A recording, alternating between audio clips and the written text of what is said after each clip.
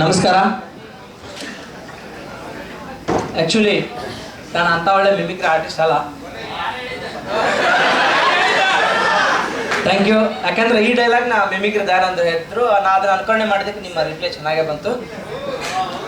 ಯಾವತ್ತೂ ಪಾಸಿಟಿವ್ ಆಗಿ ತಗೋರಿ ಲೈಫ್ನ. ಸೊ ನಾನು ಕಾಮಿಡಿ ಉದ್ದೇಶಕ್ಕೆ ಮಾಡ್ತಾ ಇದ್ದೇನೆ. ಪ್ರಸ್ತುತ ರಾಜಕೀಯಕ್ಕೆ ಸೇರ್ಕೊಂಡಂಗ ನೋಡೋದಾದ್ರೆ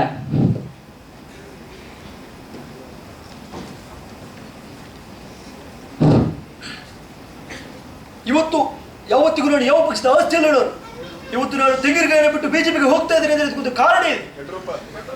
ಇವತ್ತು ಈ ಯಡಿಯೂರಪ್ಪ ಯಾವತ್ತಿದ್ರು ನಿಮ್ಮವರು, ನಿಮ್ಮ ಆಸ್ತಿ. ಇವತ್ತು 6 ತೆಂಗಿನಕಾಯಿ ಇಟ್ಕೊಂಡು ಏನು ಮಾಡ್ಲಿಕ್ಕೆ ಆಗುದಿಲ್ಲ ಅನ್ನೋ ಕಾರಣಕ್ಕಾಗಿ ನಾನು ಇವತ್ತು ಬಿಜೆಪಿಯನ್ನು ಸೇರ್ತಾ ಇದ್ದೇನೆ. ನಿಮ್ಗೆಲ್ರಿಗೂ ಆ ಸಿರಿ ಈ ಸಿರಿ ಏ ಸಿರಿ ಯಾವ ಸಿರಿನೂ ಇಲ್ಲ ನಿಮಗೆ. ಇವತ್ತು ನಾನು ಮುಖ್ಯಮಂತ್ರಿ ಮತ್ತೆ ತಿರುಗಿ ಆದ್ರೆ ನಿಮ್ಗೆಲ್ರಿಗೂ 18 ವಯಸ್ಸಿಗೆ ಮದುವೆ ಮಾಡ್ಕೊಳ್ಳಿಕ್ಕೆ ಅನುಮತಿಯನ್ನು ಕೊಡ್ತೇನೆ ನಾನು.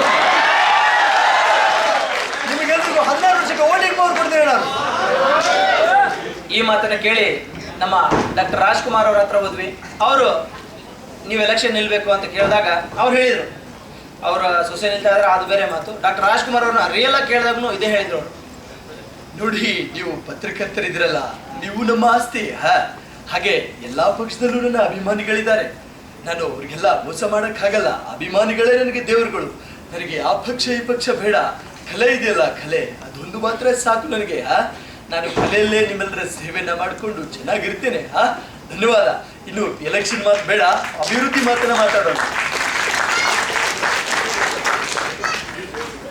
ನಮ್ಮ ಇವತ್ತಿನ ಚೀಫ್ ಗೆಸ್ಟ್ ಅವರ ಲೈಫಿನ ಒಂದು ಸೀಕ್ರೆಟ್ ಅನ್ನ ಹೇಳ್ತೀನಿ. ಅವರು ಬೇರೆ ಕಡೆ ಹಂಚ್ಕೊಂಡಿದ್ದು ರವಿ ಬೆಳಗೆರೆ ಅವರ ವಾಯ್ಸಲ್ಲಿ. ಪ್ರಿಯ ವೀಕ್ಷಕರೇ, ಇವತ್ತು ನಾನು ನಿಮ್ಮ ಮುಂದೆ ಹೇಳಕ್ ಹೋಗ್ತಾ ಇರೋದು ಒಂದು ಡಿಫ್ರೆಂಟ್ ಲವ್ ಸ್ಟೋರಿ. ಎಲ್ರು ಪ್ರೀತಿ ಪ್ರೇಮ ಪ್ರಣಯ ಅಂತ ಇದ್ರೆ ಇವರು ಕವನಗಳನ್ನೇ ಕಟ್ಕೊಂಡು ಚಿತ್ರ ಮಾಡಿದ್ರು. ದೇಶೀಯತೆಯಲ್ಲೇ ಒಂದು ವೈವಿಧ್ಯತೆಯನ್ನ ಸೃಷ್ಟಿಸಿದ್ರು. ಇಂಥವರ ಜೀವನದಲ್ಲಿ ಒಂದು ಭಯಾನಕ ತಿರುವು ಬಂದುಬಿಡ್ತು. ಅದು ಭಯಾನಕನ ಅಥವಾ ಪ್ರಯೋಜಕನ ಅಂತ ತಿಳ್ಕೊಳ್ಳೋಣ. ಅದಕ್ಕೂ ಮುಂಚೆ ಒಂದು ಬ್ರೇಕ್.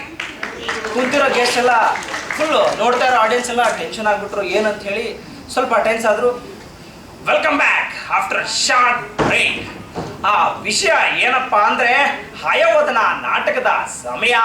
ಅವತ್ತು ಬಸ್ಸು ಬೇರೆ ಬೇರೆ ಕಡೆ ಪ್ರದರ್ಶನಕ್ಕೆ ಹೊರಡ್ತಾ ಇತ್ತು. ಅದೇ ಬಸ್ಸಲ್ಲಿ ನಾಗವೇಣಿ ಅನ್ನೋರು ಇದ್ರು, ನಾಗಾಭರಣ ಅನ್ನೋರು ಇದ್ರು.